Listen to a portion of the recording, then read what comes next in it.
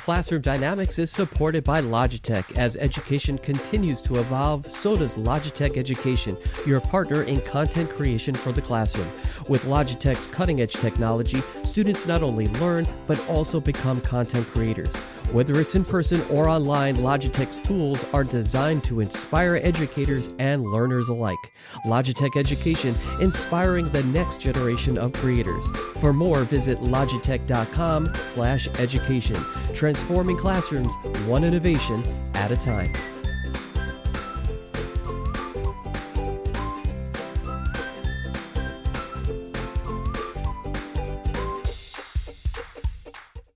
Looking to unlock creativity in your classroom? Meet the Logitech Crayon, the pixel-precise digital pencil built for students. With zero lag, seamless palm rejection, and all-day battery life, it's as easy as turn on and create. No pairing, no limits, just powerful learning across every subject. From sketching ideas to solving problems, the Logitech Crayon brings imagination to life instantly. Logitech Crayon, where ideas come to life. For more information, visit logitech.com/education today.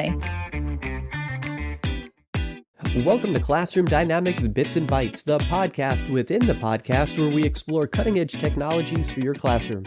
Hi, everybody. I'm your host, Adam Todd. What if students could finish their academic learning in just 2 hours a day and still outperform traditional classrooms? It sounds like something out of the future, but not so fast because it's actually happening right now. Today, we're talking about one of the most controversial shifts in education today, AI-powered schools. Across the country, models like AlphaSchool are reimagining what a school day looks like. In these environments, students use artificial intelligence as their primary instructor for core subjects like math and reading and even science. The result is personalized learning paths that adapt in real time, meeting students exactly where they are every single day. And here's the headline that's turning heads. Students are completing their academic work in about just 2 hours a day. That's right, just 2 hours per day. The rest of the day, well, it's not worksheets or test prep. It's dedicated to life skills like communication, entrepreneurship, collaboration, and real-world problem solving. In this model, teachers aren't standing at the front of the room delivering whole group instruction. Instead, they're guiding, they're coaching, and mentoring students through experiences that AI just simply can't replicate. But this isn't just happening in private school networks. At Seconder High School in Georgia, we're seeing a different approach, one that blends AI into a traditional public school setting. Students there aren't just using AI, they're learning how it works, exploring machine learning, and asking deeper questions about ethics and impact. And that, of course, raises a bigger question for all of us. Are we preparing students to use AI or to understand it? Because while the promise of AI-powered learning is compelling, personalization, efficiency, and student autonomy, it also comes with real concerns, like what happens to human connections, and what about screen time, and how do we ensure equity when many of these models are still limited in access? This isn't just a conversation about technology, it's a conversation about the future role of the teacher. Is AI a tool in your classroom, or is it becoming the classroom? That's the main question. And maybe the most important question of all, if AI can deliver content faster and more efficiently than ever before, what becomes the most valuable thing we can teach? That's where we're heading today. So whether you're excited or skeptical or somewhere in between, this is a conversation you're going to hear about more and more. Now, for more on AI-powered schools, here are our Google Notebook language model hosts, Bits and Bytes. What if I told you that university students sitting entirely alone in their bedrooms with a chatbot actually learned more than twice as much physics as students sitting in a highly optimized, active learning classroom with an expert human instructor? I mean, honestly, it sounds like the opening pitch for a dystopian sci-fi novel or, maybe a Silicon Valley investor deck. Right. But that is the actual measured reality we are looking at right now. Welcome to today's deep dive. We are so thrilled to have you here with us. Yeah, thanks for joining us. If you have been feeling, just overwhelmed by the endless theoretical hype surrounding artificial intelligence, you are absolutely in the right place.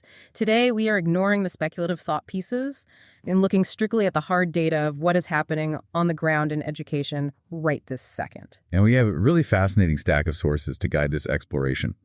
We are looking at a 2025 systematic review of K-12 AI tutoring systems from the NPJ Science of Learning. We've also got a groundbreaking randomized controlled trial out of Harvard University published in Scientific Reports. Yeah, that Harvard study is wild. It really is. And to cap it off, we have a real-world case study of second-year high school in Georgia, which is a traditional public school that has completely rebuilt its curriculum around an AI-integrated model. So our mission today is straightforward, but pretty massive. First, we need to figure out if this technology actually helps you learn better or if it's just a shiny new distraction. Exactly. And second, we want to look at the massive logistical puzzle of what happens when a public school system attempts to redefine teaching itself without replacing the human beings at the center of it. Okay, let's unpack this. To really ground this conversation, I think we have to start with the baseline efficacy. I mean, rebuilding an entire school district's infrastructure is an incredibly expensive and time-consuming endeavor. Oh, absolutely. You don't just do that unless the underlying technology fundamentally alters the learning curve. Which brings us back to that wild statistic I mentioned right at the start. I want to look closely at the Harvard study because they weren't just testing whether a chatbot could, pass a standardized test. Right, which we see all the time. Yeah, we know they can do that. They were testing if it could actually teach complex material to human beings. They ran this experiment in Physical Sciences 2, which is this massive introductory physics course. So they split the students into two distinct pathways to learn the exact same curriculum. One group went to an active learning classroom, and we should probably clarify what that means, because it is not just a boring 100-person lecture hall. Right. It's not just a guy talking at a chalkboard. No, not at all. Active learning means students are grouped together, they're working collaboratively at whiteboards with teaching assistants and an expert instructor circulating the room to guide them. It is widely considered the gold standard for university instruction. Meanwhile, the second group of students just stayed home. They logged into a custom-designed AI tutor and tackled the identical physics concepts on their own screens. And the results are just staggering. They really are. The students using the AI tutor achieved over double the learning gains compared to the students in that gold standard classroom. The magnitude of the learning is impressive on its own, but the efficiency data is what really turns this into a paradigm shift. The students in the classroom spent a fixed 60 minutes on the lesson. The AI group spent a median of just 49 minutes. Wow. So they learned twice as much in less time? Yes, they absorbed twice the conceptual understanding in significantly less time. Furthermore, post-experiment surveys revealed the AI cohort felt significantly more engaged and motivated by the material. If you have ever sat in a corporate training session or a complicated math class and felt totally lost because you missed one crucial step in the first 5 minutes, you will immediately understand the appeal here. Oh, for sure. We've all been there. But I want to dig into the how. Why does a piece of software outperform a room full of experts? Well, it really comes down to something called cognitive load theory. Think of your working memory like a computer's RAM. It can only hold a few pieces of new information at a time. Okay, that makes sense. In a traditional classroom, an instructor has to pace the lesson for the mathematical average of 30 students. If the teacher explains step 1 of a kinematics equation and you don't quite grasp it, but they move on to step 2, your cognitive load is maxed out. Your brain is basically freezing up. Exactly. You are spending all your mental energy trying to decipher step 1 while step 2 just flies right past you. The AI tutor, however, eliminates that extraneous pressure. It allows for absolute, true self-pacing. But it goes beyond just pausing a YouTube video. Yes, much further. The Harvard researchers utilize specific pedagogical scaffolding. If a student gets a physics problem wrong, the AI does not just hand them the correct answer. It acts like a Socratic tutor. Oh, that's interesting. Yeah, it diagnoses the specific misconception, breaks the problem down into a smaller, more manageable sub-step, and asks a guiding question to help the student realize their own mistake. That real-time personalized feedback loop seems so crucial. It prevents you from practicing the exact same mistake 20 times on a homework assignment before a human teacher finally grades it a week later. And we see this validated on a macro scale, too. If we pan out from Harvard and look at that NPJ Science of Learning Systematic Review, they analyzed 28 different K-12 studies covering nearly 4,600 students. That's a huge sample size. It is, and the broad consensus aligns with the Harvard findings. Intelligent tutoring systems, or ITS, consistently deliver positive, moderate to large effects on learning outcomes compared to traditional methods. Okay, but I am looking at that same NPJ data, and I have to push back hard on this consensus. Okay, let's hear it. Because when you actually dig into the methodology of those 28 K-12 studies, a glaring pattern emerges. Over half of those interventions lasted less than a single week. Right. Several of them measured outcomes after just one 45-minute class period. I mean, I find it incredibly difficult to look at a 45-minute study and declare a revolution in learning. Are we not just measuring the novelty effect here? That's a common concern, yeah. Like, if you roll a shiny new robot into a middle school classroom, of course the kids are going to pay more attention for a single afternoon. What's fascinating here is that the authors of the NTJ review actually flagged that exact thing. They flagged the novelty effect as one of the most significant limitations in current educational tech research. Oh, really? Okay. Yet we do not have decades of longitudinal data yet. However, I think dismissing the data entirely based on duration overlooks the fundamental capacity that technology demonstrates. How so? Even in a short window, achieving a moderate to large effect size proves that the cognitive mechanisms like the immediate feedback and reduced social anxiety we talked about are firing correctly. But capacity isn't durability. You know, if it's just the guest speaker effect, the engagement is going to flatline the minute the kids get used to the software. A week-long study doesn't tell us what happens in November when the AI tutor is just another boring homework assignment. That is a very fair criticism. But this is precisely why the Harvard study's design is so critical. They didn't just unleash an off-the-shelf conversational chatbot to entertain the students. They explicitly engineered the system prompts to enforce rigorous pedagogical structure. So they made it act like a strict tutor, not a toy. Precisely. But your underlying point is the exact hurdle the educational system is currently facing. To truly defeat the novelty effect, artificial intelligence cannot be treated as a one-off experiment or some special event. It has to become as routine and unremarkable as the electricity in the building. Which means we need to leave the tightly controlled environment of university labs and look at what happens when this technology collides with the messy, complex reality of a traditional school district. How do you make AI boring enough to be useful? We actually have a blueprint for that now, which brings us to Seckinger High School. The most important piece of context regarding Seckinger is that it is a standard, taxpayer-funded public high school. It is not some private Silicon Valley charter school with a massive endowment and a selective admissions process. So they are dealing with all the normal constraints of a public school. Exactly. And it is running what administrators call a hybrid model. If you walk the halls, it would look completely familiar to you.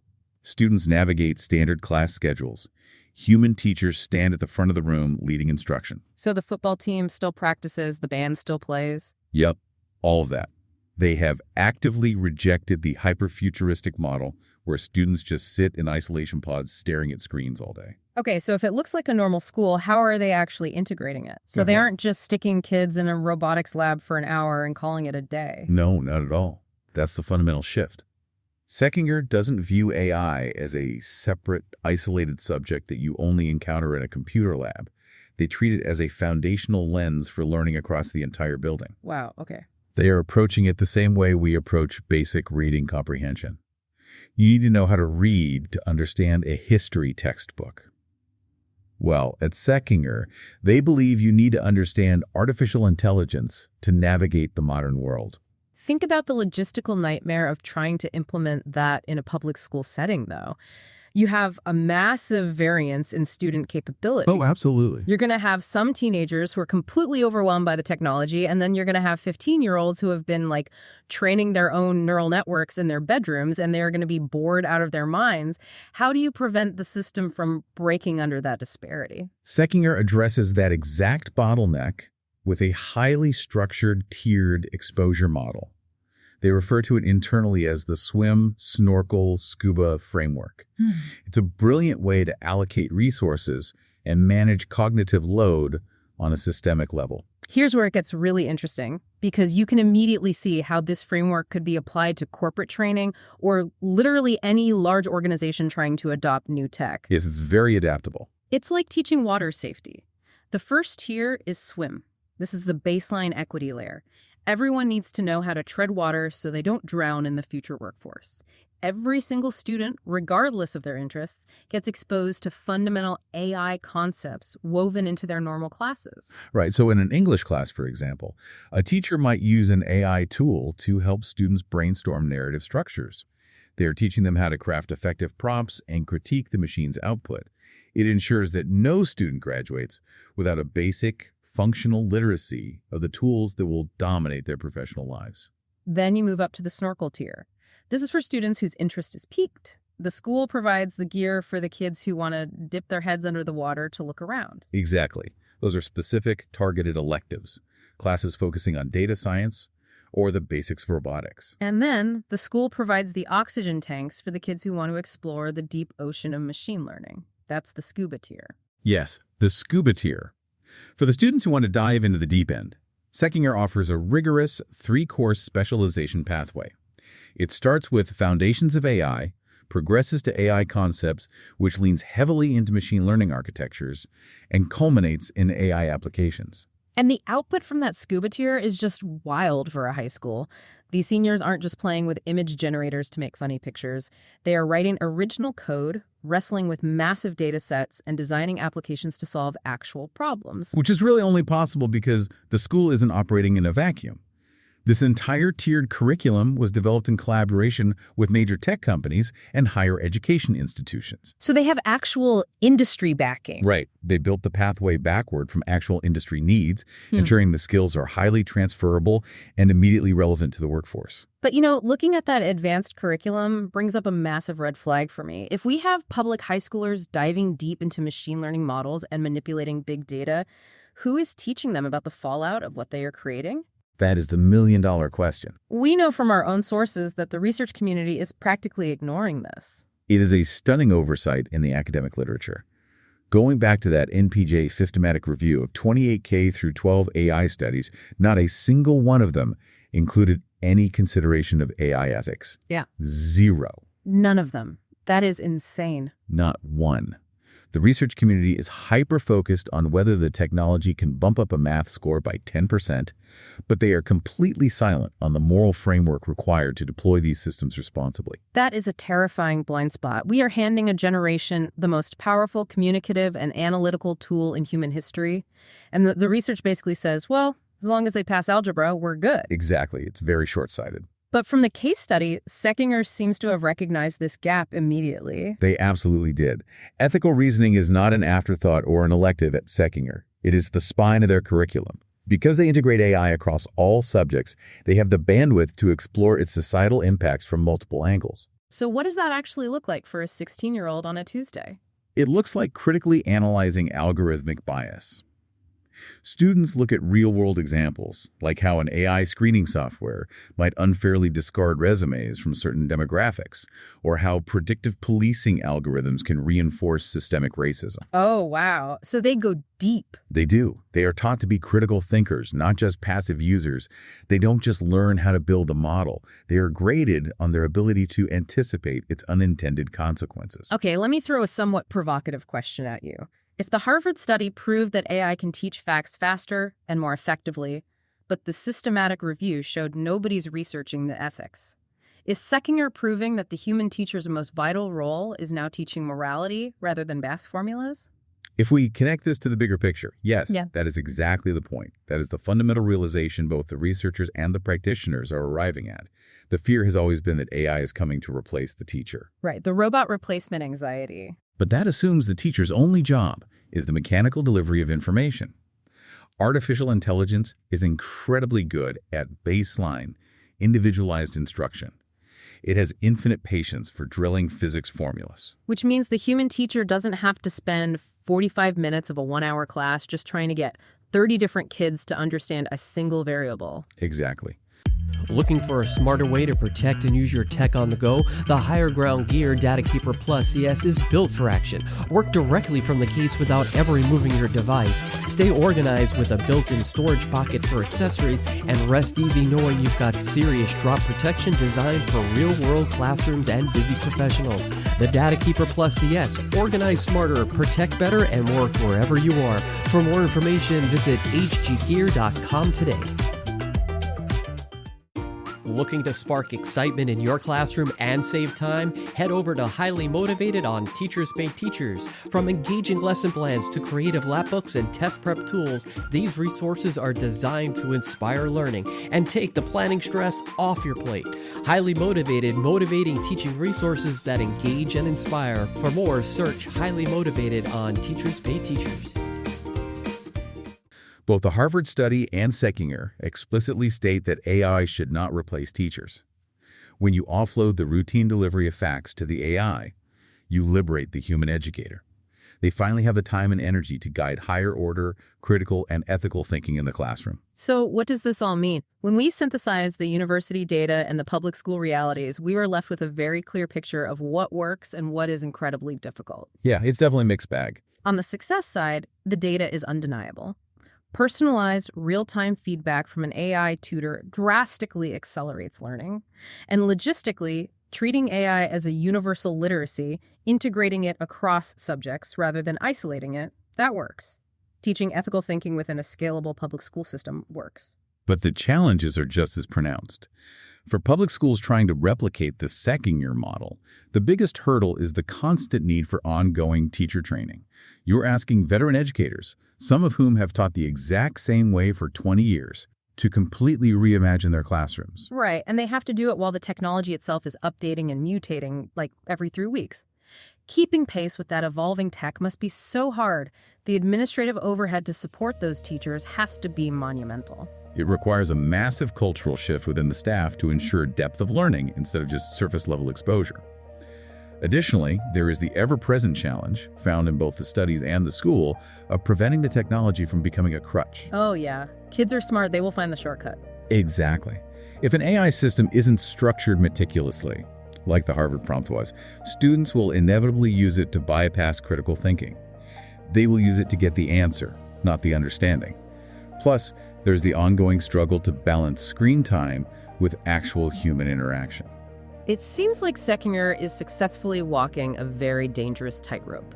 They aren't stubbornly pretending the future isn't happening, clinging to textbooks and banning smartphones, but they also aren't fully automating education and surrendering the classroom entirely to the algorithms. They are intentionally rebuilding it. They are proving that you can optimize the mechanics of learning without losing the soul of education. Which leaves us with a truly fascinating new idea for you to ponder today. If models like Seckinger succeed and they scale up, and if AI permanently takes over the routine delivery of personalized facts and all that grading, the fundamental identity of a teacher transforms. It has to. Will the teachers of tomorrow look less like lecturers standing at a whiteboard and more like philosophical guides, project managers, and ethical coaches who help students navigate a world where all the answers are already in their pockets? It's a profound transition. We're moving from an era of information scarcity to an era of information abundance, and the skills required to navigate that are entirely different. Thank you so much for joining us on this deep dive. It is always a privilege to explore these massive shifts with you. Keep questioning the systems around you, and we will catch you next time. For more on Classroom Dynamics, follow us on X at Class Dynamics or on Instagram at Classroom Dynamics Podcast. And be sure to search Classroom Dynamics on Apple Podcasts, Spotify, or wherever you listen to your favorite podcast shows.